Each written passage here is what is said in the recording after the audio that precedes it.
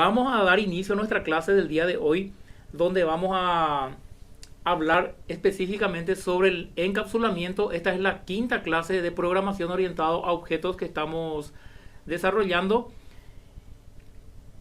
Y el encapsulamiento es una de las principales ventajas de la programación orientada a objetos, ¿ok?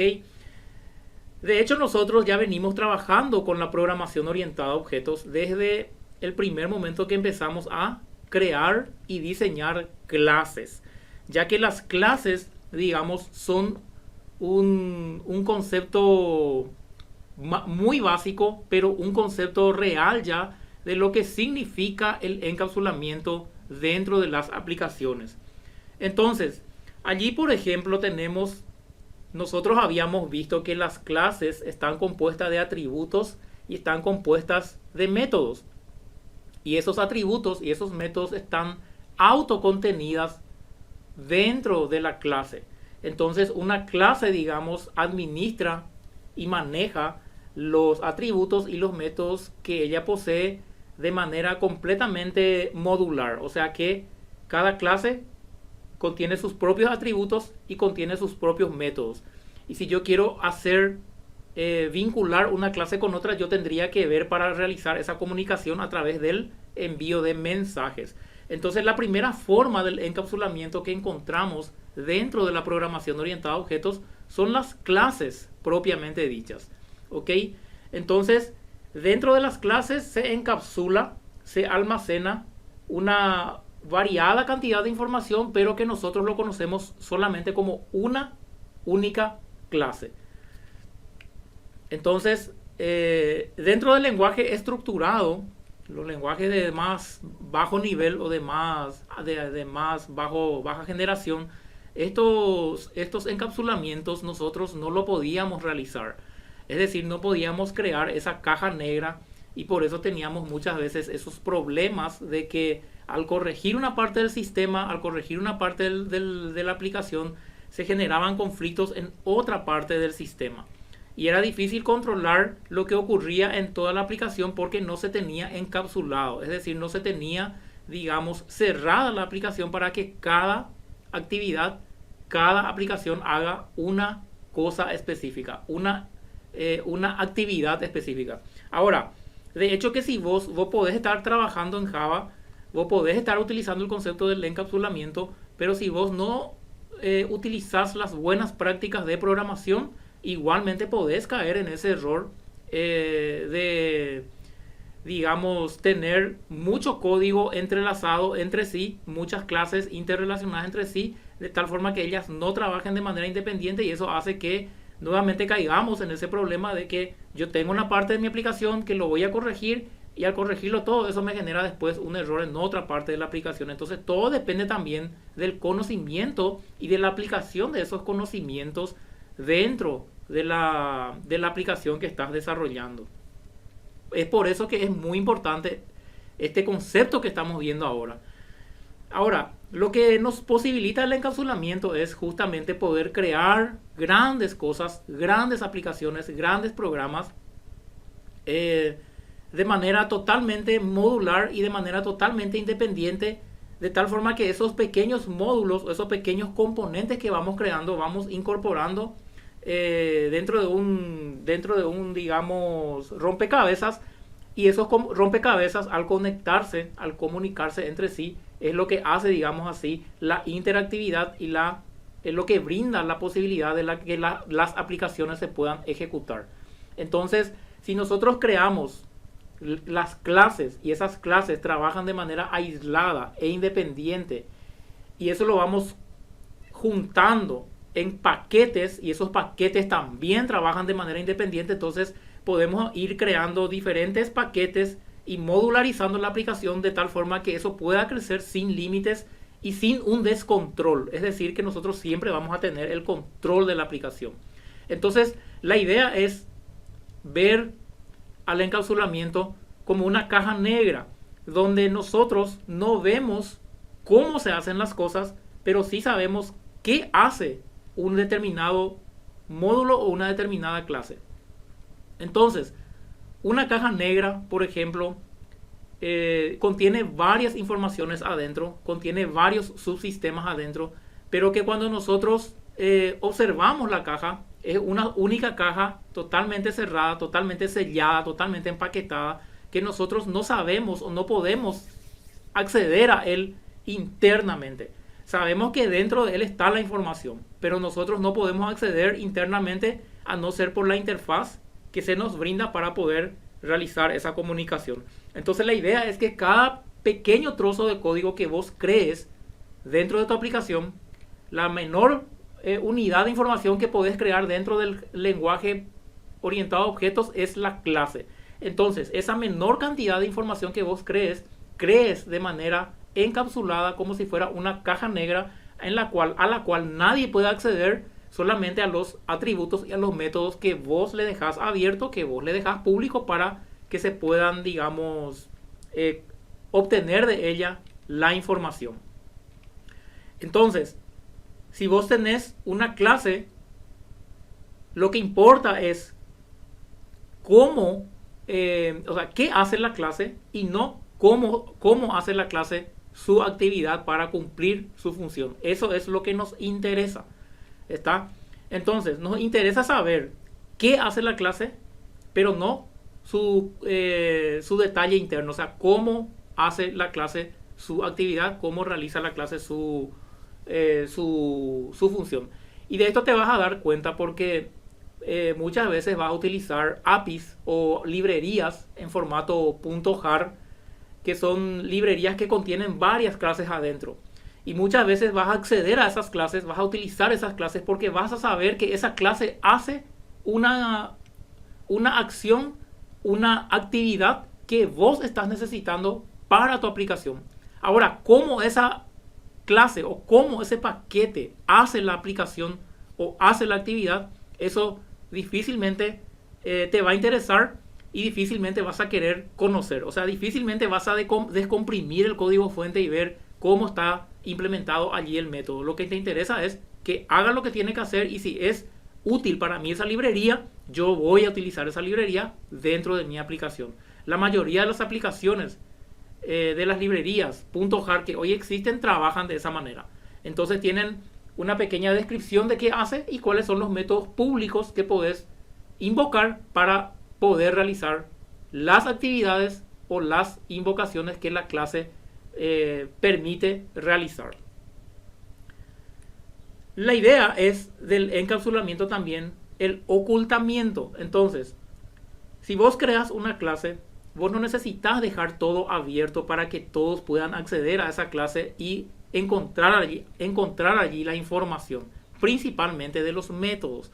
Entonces la idea es justamente esconder todos los atributos, todos los métodos que no son importantes para las personas externas a la aplicación. Es el mismo caso que el desarrollo de las APIs, por ejemplo. Cuando vos desarrollas APIs, vas a dejar disponibles allí solamente los métodos que vas a dejar públicos para que los demás puedan acceder a esos métodos. Eso por un lado. Y por otro lado también por la seguridad. Cuanto más métodos abiertos vos dejes dentro de una clase, más posibilidad existe de que cualquiera ejecute esos métodos y pueda generar inconsistencia dentro de tu aplicación. Ok, entonces la idea es justamente ver a la clase como una cápsula cerrada a la cual no tenemos acceso, solamente a la interfaz, la cual están, digamos, publicadas por el desarrollador para poder acceder a ellos. Entonces, el ocultamiento lo que hace es proteger a los atributos contra su modificación, es decir, para que no se puedan cargar valores dentro de los atributos sin nuestro consentimiento, o valores que harían que el sistema funcionase de manera incorrecta. Entonces, la idea es justamente proteger esos atributos contra modificaciones externas. Y en los métodos, el ocultamiento tiene relación con la invocación o con la llamada de esos métodos por agentes externos, principalmente de aquellos métodos que no tienen que quedar, digamos, con acceso público o no tienen que quedar abiertos para que otros lo ejecuten. Entonces, la idea es que si vos tenés una clase y dentro de esa clase podés tener N métodos, pero algunos métodos van a ser privados. para que nadie pueda ejecutar. ¿Por qué? Porque esos métodos son métodos tuyos que vos utilizás dentro de la clase para realizar ciertas tareas que no interesan a las personas que están, digamos, externamente utilizando esa clase. Y que siendo de otro modo, si quedase ese método publicado, público, y de ejecutarse por otra entidad o por el desarrollador, podría generar inconsistencia dentro de tu aplicación. Entonces, por eso es que tenemos que saber cómo proteger los atributos y los métodos de una clase. En la vida real existen diferentes ejemplos de encapsulamiento y que podemos notar en los objetos que vemos a diario. Uno de ellos, por ejemplo, es el reloj. El reloj, por ejemplo, que sabemos que está compuesto de una serie de engranajes, de una serie de mecanismos internos que nosotros sabemos que ellos son necesarios para mostrar correctamente la hora.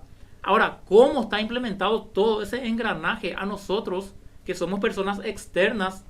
No nos interesa para nada. Nos interesa solamente que al tener un reloj, el reloj muestre correctamente la hora del día.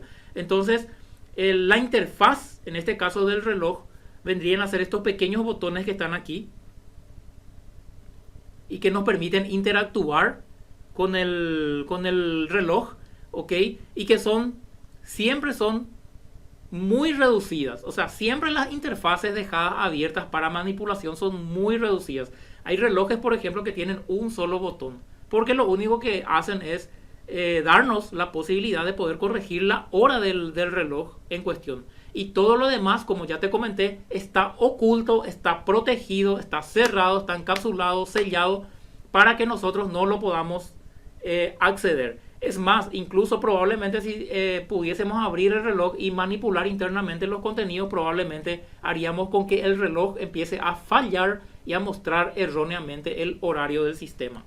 Entonces, la misma cosa ocurre con otros electrodomésticos, por ejemplo, licuadoras, cocinas, heladeras, planchas, que de la misma forma internamente tienen un motor, tienen un montón de circuitos internos, pero que a nosotros solamente nos interesa cómo podemos interactuar con él, es decir, qué interfase va a poseer para que nosotros podamos, qué sé yo, si es una cocina, poder encender el fuego, si es una licuadora, poder aumentar, disminuir las velocidades, hasta ahí, pero conocer cómo funciona el motor y cómo se hace ese proceso de giro, todas esas cosas mecánicas, eléctricas, internas, a nosotros ni a nadie le interesa ni le debe interesar. Entonces ese mismo concepto es lo que se trata de seguir con el encapsulamiento. Cuando vos creas una clase, vas a crear una clase con lleno de funcionalidades, pero no todas las funcionalidades tienen o deberían de quedar abiertas para el público o para un desarrollador externo o para el cliente final. El auto, por ejemplo, es un automóvil, es un objeto que posee infinidad de mecanismos. Es más, está dividido en diferentes sistemas de tanta cantidad de operaciones que puede realizar. Entonces, nosotros accedemos a la interfaz del vehículo solamente a través del tablero, del volante, de los cambios y del acelerador, del freno. O sea, esos son todos los mecanismos de interfaz que nos dan a nosotros como usuarios de poder interactuar con el auto, pero más de eso no nos interesa conocer. Tal es así que hoy en día existen vehículos que vienen con su motor completamente sellado. O sea que, tipo, muchas veces decimos, pero ¿y dónde está su motor? ¿O qué pasa si por ahí tiene error, tiene problemas, el vehículo falla, no funciona, ya no sabemos cómo cómo el mecánico va a resolver. Pero eso ya es justamente por eso, porque ya la mayoría viene ya todo computarizado. Entonces se trata de esconder al máximo todo lo que se pueda para que solamente quede visible a la vista del usuario la interfaz con el cual el usuario puede comunicarse en ese momento. La interfaz vendría a ser el tablero, el volante, los controles de cambio, el acelerador, el freno y más que eso, para poder manejar el auto es más que suficiente. O sea que no necesitamos de conocer de más cosas. Entonces ese es el mismo concepto que utilizamos en el encapsulamiento en programación orientada a objetos. Ahora vamos a ver un concepto de empaquetados o de paquetes que es muy utilizado también dentro de la POO y que consiste en la creación de directorios de tal forma que podamos tener bien organizados nuestras clases dentro de esos directorios. Entonces, dentro de nuestra aplicación vamos a crear diferentes paquetes y dentro de esos paquetes van a estar las clases. Y los paquetes y las clases se crean para organizar. Entonces nosotros tenemos que crear paquetes para almacenar dentro de ellas clases que son similares o que tienen alguna afinidad unas con otras. Por ejemplo, si nosotros creamos una aplicación que va a ser una aplicación de cliente-servidor, vamos a crear allí seguramente vamos a crear allí unas clases de entidad. Entonces, lo más correcto es que las clases de entidad estén incluidas dentro de un paquete. Entonces vamos a crear allí un paquete entidad. Y si nuestra aplicación es lo suficientemente grande, tal es así que amerita crear módulos, entonces dentro de esas clases de entidad, vamos a crear, dentro de esos paquetes de entidad, vamos a crear otra vez diferentes paquetitos donde vamos a ir nombrándoles a través de los módulos en los cuales vamos a ir organizando nuestras clases. Entonces, la idea es justamente utilizar estos paquetes para organizar las clases. Y siempre las clases que vas a organizar dentro de los paquetes, como ya te comenté, tienen que tener fines parecidos. Entonces, los paquetes dentro de la programación orientada a objetos se organizan en formato de directorios. Si nosotros observamos cómo se organizan eso en el explorador, por ejemplo, de carpetas, ya sean Windows o ya sean Linux, vamos a ver que los paquetes no son nada más y nada menos que directorios en los cuales están estructurados y organizadas las clases. Entonces, allí por ejemplo tenemos un paquete. Aquí por ejemplo tenemos un paquete que viene a ser el paquete raíz. Entonces este vendría a ser el subdirectorio o el paquete raíz. El paquete raíz cuenta nuevamente con dos subpaquetes, que es el subpaquete 1 y el subpaquete 2. Entonces ahí podemos ver que todo se organiza en estructura de directorio, se organizan todos en forma de árbol. ¿Ok?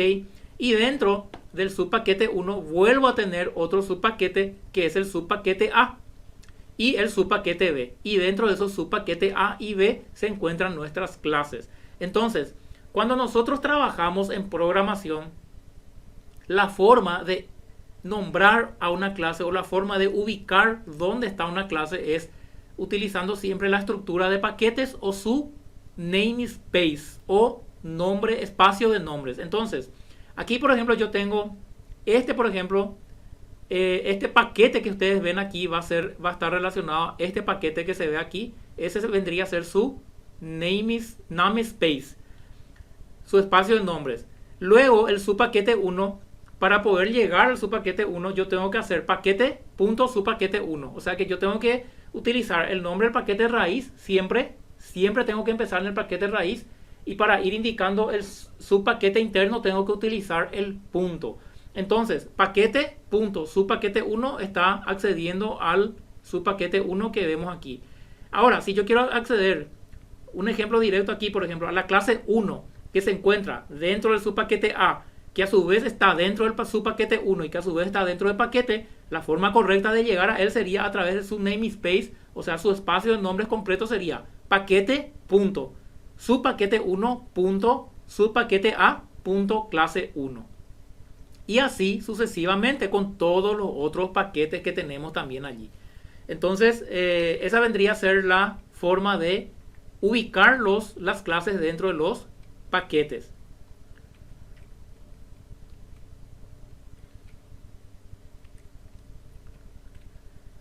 Muy bien, los paquetes y los subpaquetes se organizan en formato de subcarpetas en la estructura del sistema, eso ya te comenté.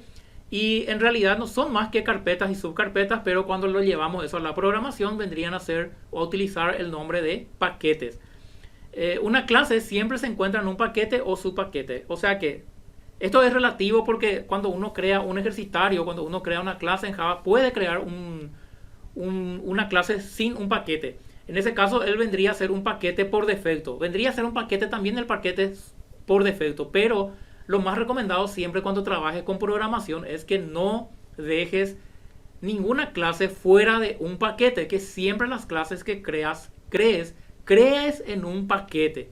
Eso te va a ayudar muchísimo posteriormente cuando tu aplicación empiece a crecer.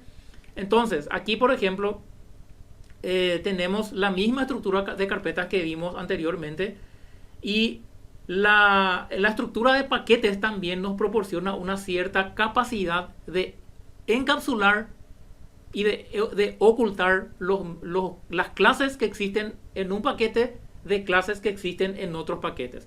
Entonces, por ejemplo, si yo tengo una clase en un paquete, acá por ejemplo su paquete A, y yo quiero acceder a una clase del paquete B, yo tengo que indicar dentro de mi clase que esa clase va a ser público. Porque si yo quiero acceder desde otro paquete a una clase que está en otro paquete, la clase no va a poder acceder si la clase no está establecida de forma pública, es decir, no tenga el modificador de acceso público. Entonces, para eso tenés que conocer cuáles son los modificadores de acceso adecuados que podés utilizar dentro de las clases. Y los modificadores de acceso también son, digamos, otra opción que tenemos para agregar encapsulamiento a las clases.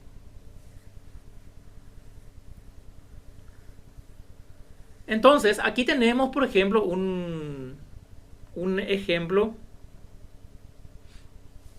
de una clase triángulo que actualmente no se encuentra dentro de ningún paquete. Vos podés ver allí que él solamente define una clase triángulo donde dentro de ella tiene un atributo que es del tipo date. ¿Ok? Ahora, nosotros sabemos por los ejercicios que ya hemos realizado que la clase date es una clase que se encuentra dentro de un paquete. Y ese paquete se encuentra dentro de la API de Java encapsulado en un .jar, pero ese .jar está nuevamente estructurado en formato de directorios o en formato de paquetes, y esa clase date se encuentra específicamente dentro de un paquete que se denomina Java útil. La clase, por eso siempre decimos que se llama java.util.date. Entonces, aquí para poder, digamos, hacer uso de esa clase siempre, y por lo que ya hemos visto en el ejercitario, tenemos que utilizar la palabra clave reservada import. Entonces import lo que hace es importar una clase que se encuentra en un paquete o en otro paquete y que no esté en el paquete actual donde yo esté trabajando. Entonces todas las clases que yo quiera utilizar dentro de mi clase y que no pertenezcan a ese paquete donde yo estoy trabajando, entonces yo tengo que hacer import para poder utilizar dentro de mi clase. Entonces para hacer el import se coloca la palabra clave reservada import, luego va el paquete, que sería en este caso java.util, porque así es como está organizado según lo que podés ver aquí, y luego va el punto otra vez y luego la clase a la que querés importar dentro de tu proyecto, o mejor dicho, dentro de tu clase. ¿Ok? Las clases se importan por clases, no se importan por proyecto. Entonces, la forma de crear una clase dentro de un paquete es la siguiente. Primero yo tengo que crear la clase físicamente dentro del paquete.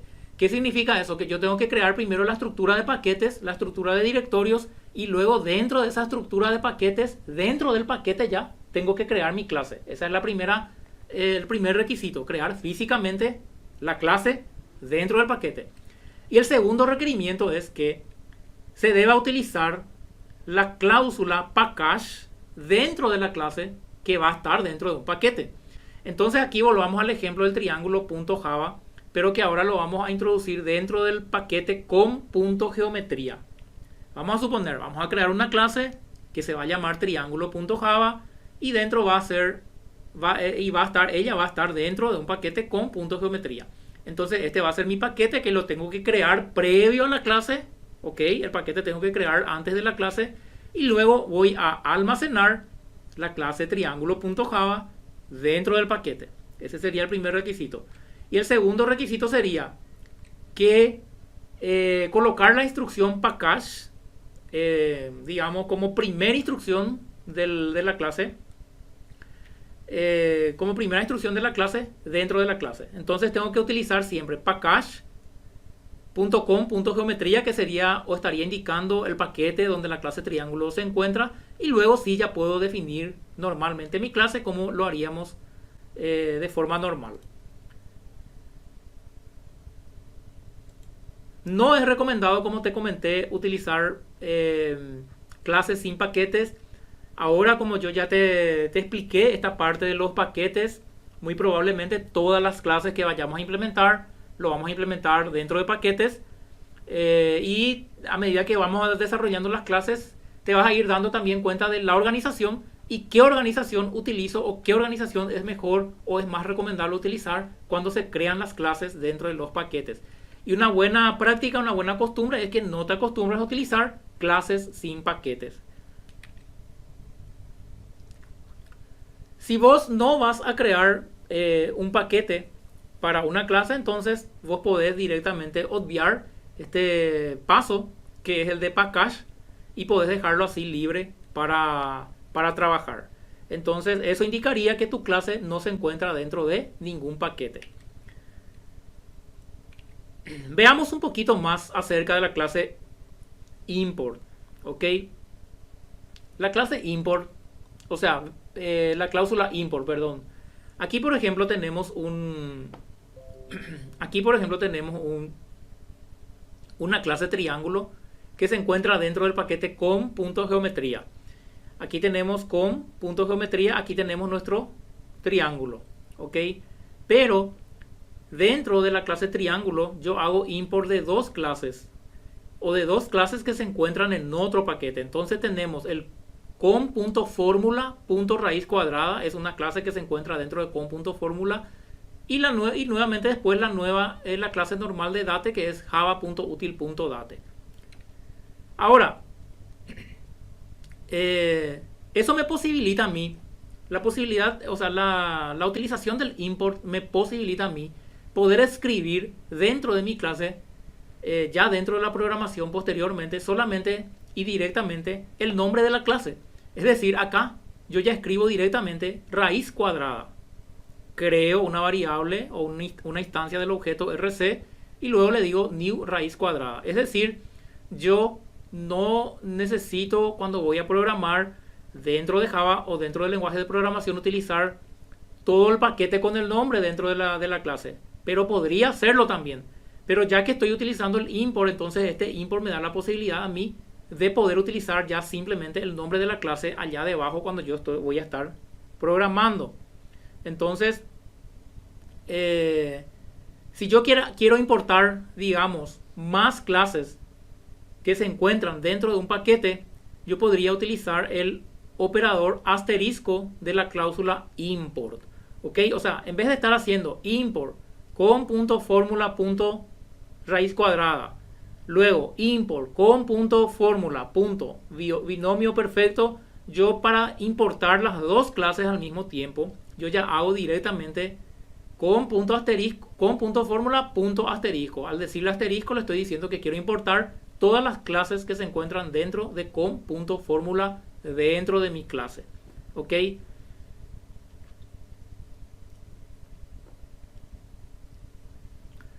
Muy bien. Hay también otra forma que puedes invocar a las clases directamente desde la programación sin la necesidad de utilizar la cláusula import, y el cual es utilizando el nombre calificado de la clase. Es decir, acá por ejemplo yo puedo hacer, acá yo estoy haciendo ahora com.formula.raíz cuadrada, pero yo puedo hacer directamente cuando voy a utilizar, cada vez que voy a utilizar mi clase, por supuesto tengo que hacer eso, puedo hacer com.formula.raíz cuadrada. RC es igual a new.com.formula.raíz cuadrada. ¿Por qué lo hago de esta forma? Porque mi raíz cuadrada se encuentra dentro de un paquete que se llama com.formula. Y eso yo lo haría solamente en el caso de que yo no he colocado el nombre de raíz cuadrada dentro de la clase. Entonces, es una opción, es otra forma que puedes hacer. No es la más recomendada, porque si vas a usar muchas veces, si vas a escribir muchas veces raíz cuadrada dentro de tu clase, vas a tener que escribir también muchas veces con punto fórmula, y eso sería un poco tedioso, ¿verdad? Sería un trabajo muy muy trabajoso desarrollar de esta manera.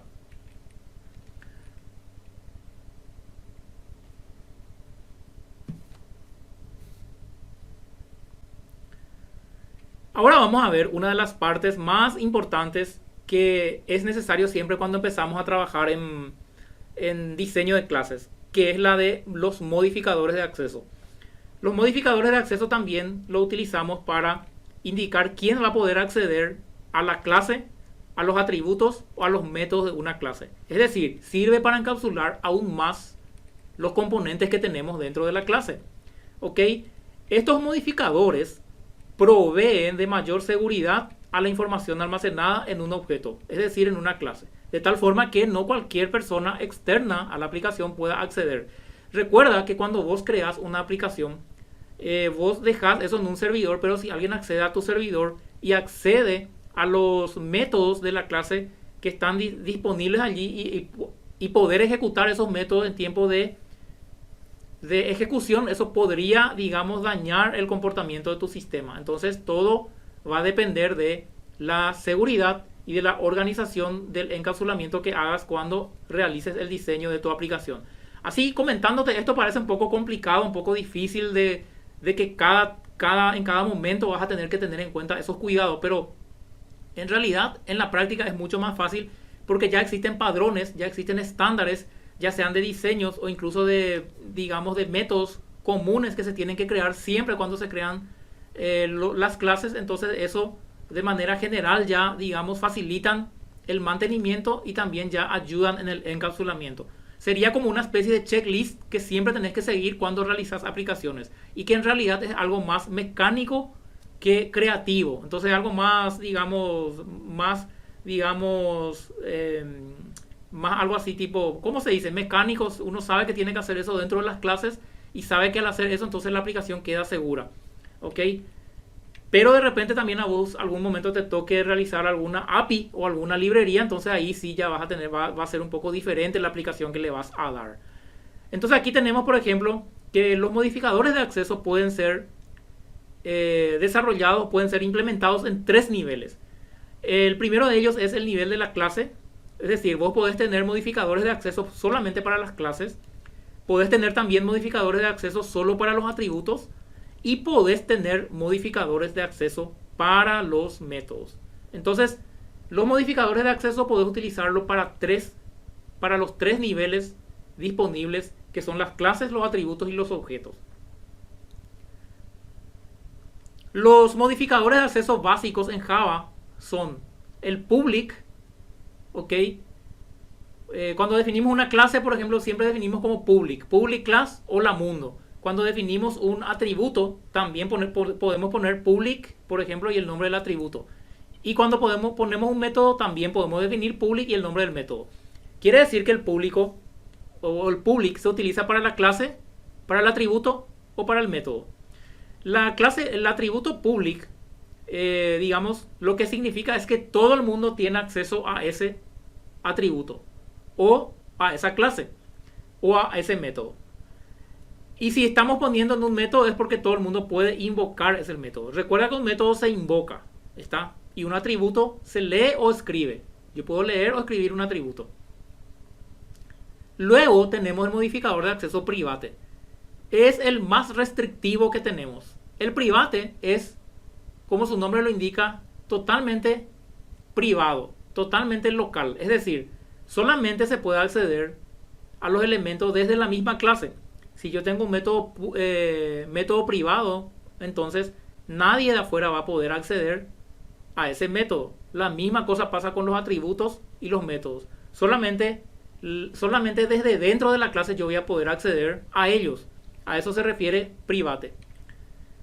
El protected es otro modificador de acceso que tiene su explicación derivado de la herencia. ¿Ok? Y eso veremos en las siguientes clases que estaremos desarrollando, porque el protected lo que hace es proteger, digamos, el atributo solamente para los miembros de la propia clase y los padres de la misma clase. Entonces, los demás van a ser como si fuera que le ven al atributo totalmente private. Nadie va a poder acceder a él si es un atributo, por ejemplo, ni para leer ni para escribir. Solamente, digamos, todos los que se encuentran dentro de la misma estructura de la herencia. No te preocupes, que esto también estaremos viendo en algún momento su utilización. Entonces, un atributo solo se puede leer y escribir de la misma, desde la misma clase o una clase hija, ¿ok? Y un método también solo se puede invocar desde la misma clase o desde una clase hija. Eso vendría a ser lo que es protected, está protegido. Y luego tenemos el último modificador de acceso, que sería el modificador de acceso default o por defecto, que es cuando no le asignas un modificador de acceso.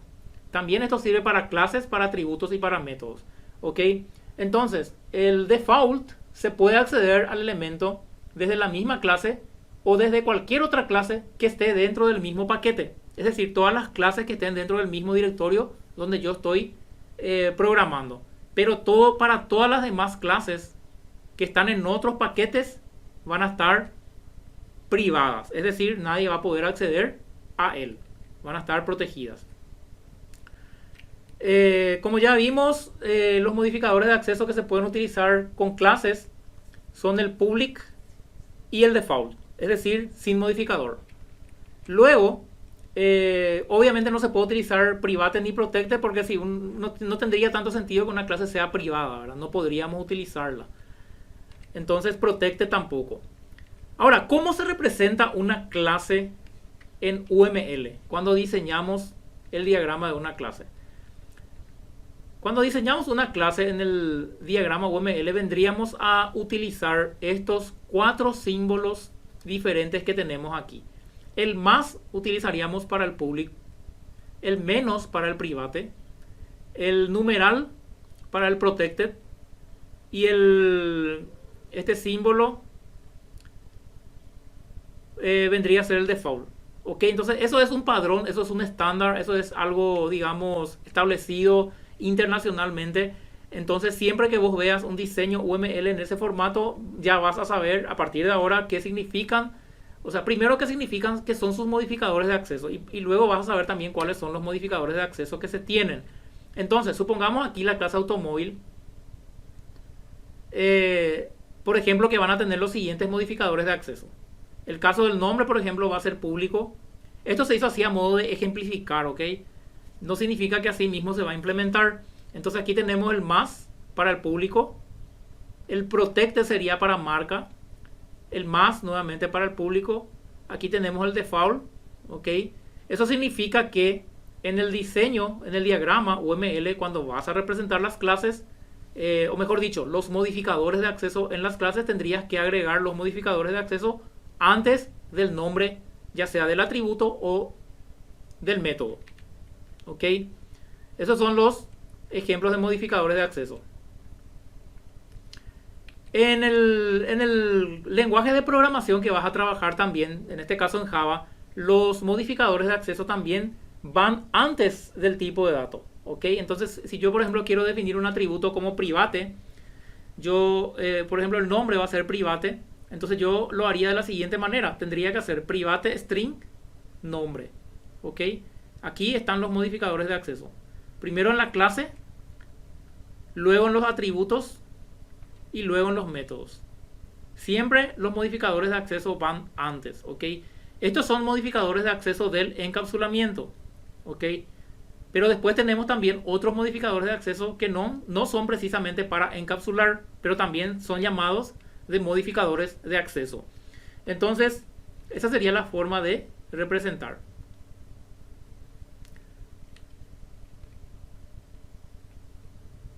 Ok. La forma de representar un modificador de acceso en el diseño UML para una clase sería agregándole el más también allí. Y en el caso de ser default, digamos, también se podría indicar con el símbolo correspondiente. ¿Ok? Con este símbolo que tenemos aquí.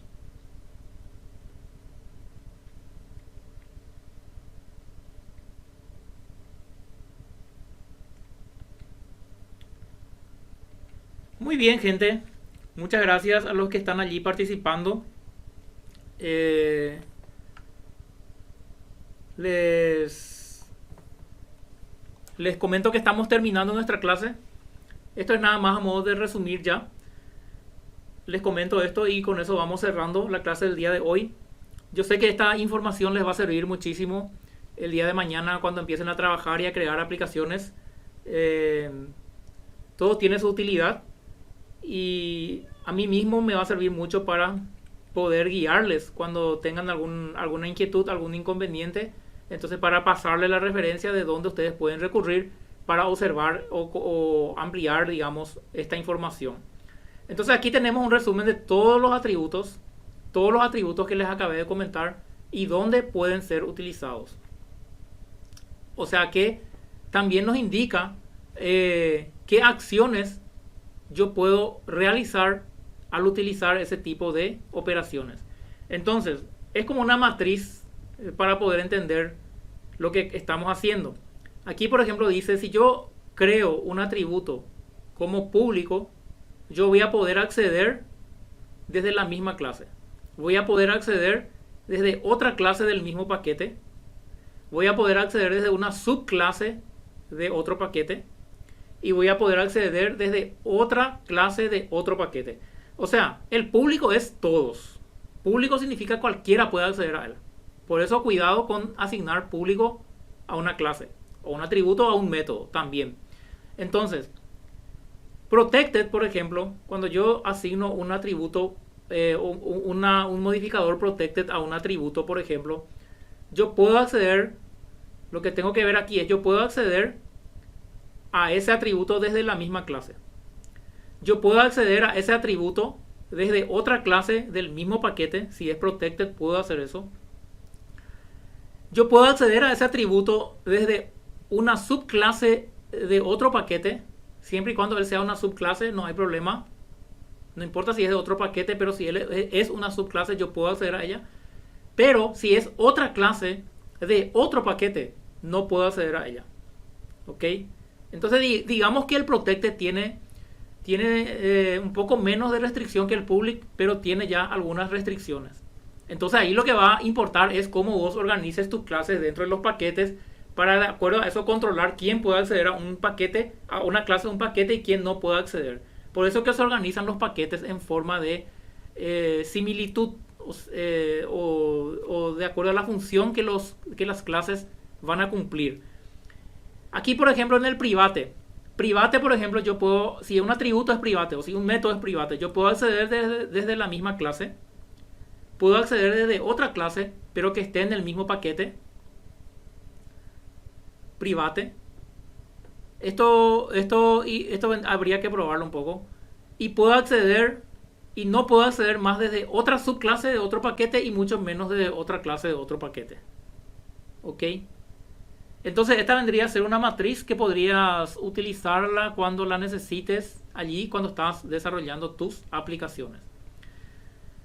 Ahora dice, ¿son importantes los modificadores? Dice, ¿son importantes estos modificadores de acceso?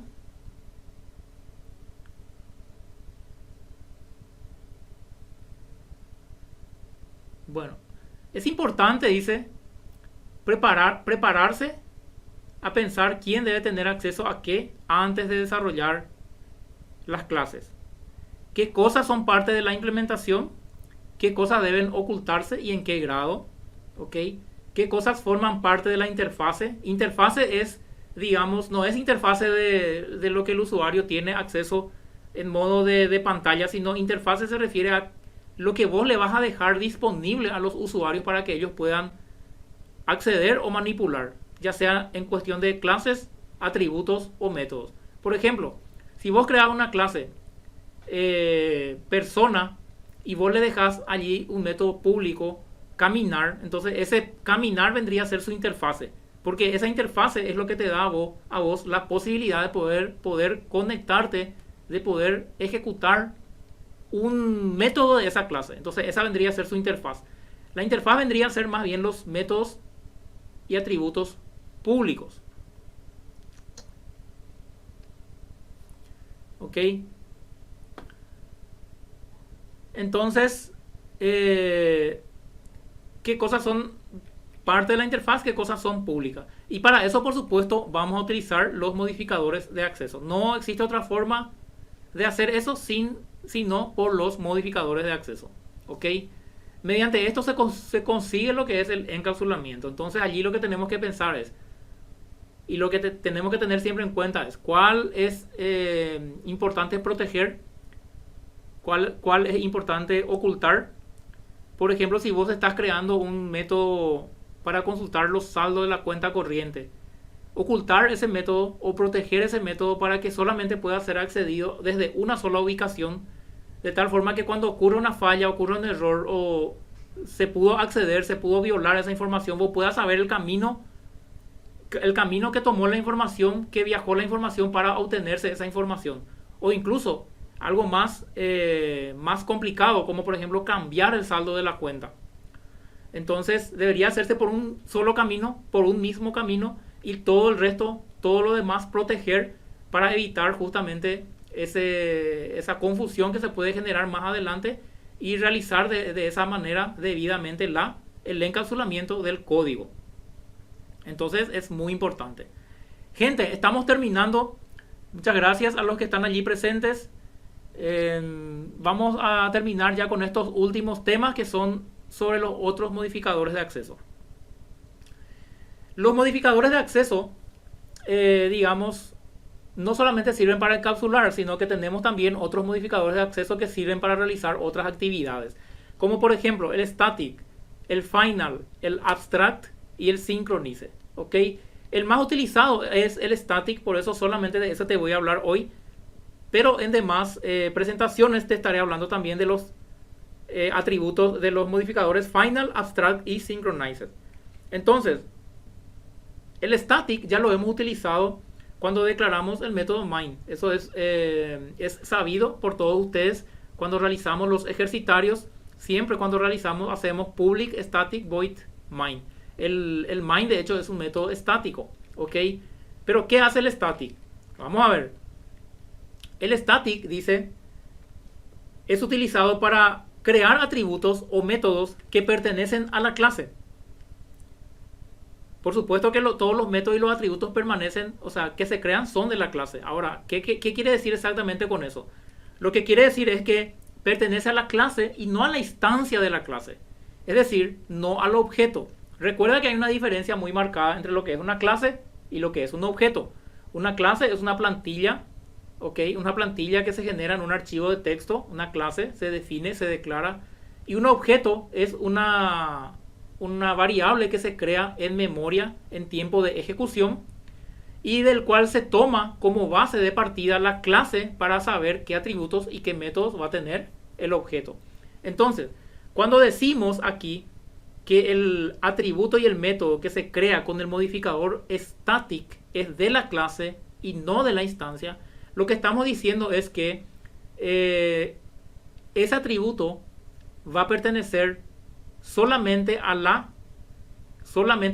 declaración o a la definición de la clase. Aquí tenemos que el atributo fabricante está subrayado.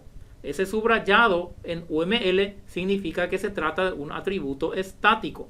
¿Ok? Entonces, ese atributo estático que vemos allí en UML lo podemos entender de esta manera. Aquí tenemos la clase automóvil y dentro de él un atributo estático que es fabricante. Si yo voy a invocar, si yo voy a leer o escribir sobre el atributo fabricante que tenemos aquí, yo no necesito crear una instancia de la clase para poder utilizar ese atributo. Yo puedo hacer referencia a ese atributo directamente desde la clase, así como estás viendo aquí. Aquí, por ejemplo, hago automóvil.fabricante. Directamente utilicé el nombre de la clase .fabricante. ¿Por qué? Porque el atributo estático, que en este caso es static, es de la clase, no de la instancia. Ahora, yo podría también acceder desde la instancia. No me generaría un error de compilación, pero igual él no va a cambiar su comportamiento por eso. Entonces, aquí, por ejemplo, yo estoy asignando un valor a fabricante, a un atributo fabricante de la clase automóvil, que es un atributo estático. ¿Ok? Entonces yo puedo leer y escribir directamente a través del atributo. Ahora, Yo podría hacer, como te dije también, a partir de la instancia, como estoy haciendo acá. Automóvil A, new automóvil. Creo primero una instancia de la clase automóvil, es decir, creo un objeto de esto que está aquí, el cual se va a almacenar en A. Y ahí yo le hago A.fabricante. Es igual a fábrica. Pero va a tener el mismo significado que este comando que yo hice aquí arriba. ¿Ok? O sea, yo voy a estar asignando el fabricante, la palabra fábrica, al atributo fabricante de la clase.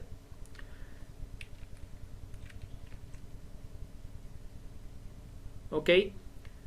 No da error de compilación como te comenté, pero no es necesario hacerlo de esta manera antes de invocar.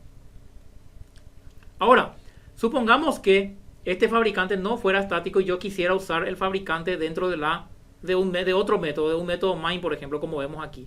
Ahí sí necesariamente yo iba a tener que invocar primero a la clase automóvil, así como estoy haciendo aquí, y luego recién ahí poder utilizar su atributo fabricante. Y de esta forma él no iba a funcionar, me iba a dar un error de compilación. ¿Ok? Entonces, la misma cosa ocurre con los métodos estáticos. ¿Ok? Un método estático se puede invocar directamente utilizando el nombre de la clase, sin necesidad de invocar antes, de instanciar antes la clase. ¿Ok? Aquí tenemos un ejemplo donde podés darte cuenta los cambios que pueden suceder si vos utilizás un atributo estático. Aquí, por ejemplo, tenemos un método main donde yo estoy seteando fábrica 1, fábrica 2, fábrica 3. Supuestamente y aparentemente yo estoy seteando fábrica 1, 2 y 3 de las diferentes instancias que creé de la clase automóvil. Pero en realidad no es así. En realidad el fabricante, por ser un método estático como vemos aquí, en realidad él siempre va a tener un valor y el valor no va a depender de la instancia del objeto. Es decir, si yo le digo aquí fábrica 1, fabricante, este atributo que tengo aquí va a ser fabricante, va a ser fábrica 1. Luego, si yo le digo otra vez b.fabricante, fábrica 2, por más que yo le haya asignado a partir de la instancia b, ahora fabricante va a valer fábrica 2. Es decir, si yo en el momento aquí abajo yo imprimo cuánto vale A fabricante, B fabricante y C fabricante, para los tres casos, la impresión va a ser el último valor que yo asigné en fabricante, que en este caso vendría a ser fábrica 3. Esto parece un poco complicado así cuando se está explicando, pero cualquier cosa, cualquier duda que tengas, como ya te había comentado, para eso estamos, para aclarar, para indicar. Podemos hacer también aquí una sesión de preguntas y respuestas, si te parece, después, para explicar mejor, caso tengas dudas, sin ningún tipo de problemas.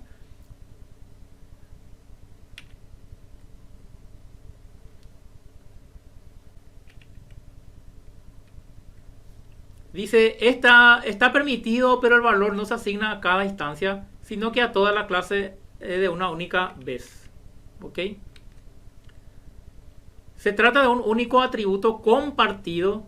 Eso también me olvidé de citar, que el atributo estático es un atributo compartido por todas las instancias de la clase. ¿Ok? Y justamente ese es su objetivo de ser.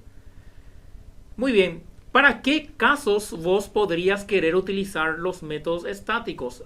Los métodos estáticos son muy útiles cuando vas a tener, por ejemplo, una librería de clases o una librería de métodos donde vas a incluir todos los métodos útiles que va a tener tu aplicación. De tal forma que vos no tengas que instanciar cada tanto la clase para poder invocar esos atributos, sino que vos puedas invocar directamente. Y de hecho, en el paquete Java, en la librería de Java mismo, existen varios ejemplos de utilización del método static para esta finalidad. Por ejemplo, la clase math del paquete javalang es una clase típica que contienen lleno de atributos, lleno de métodos estáticos y atributos también, que hacen posible directamente la ejecución de sus operaciones.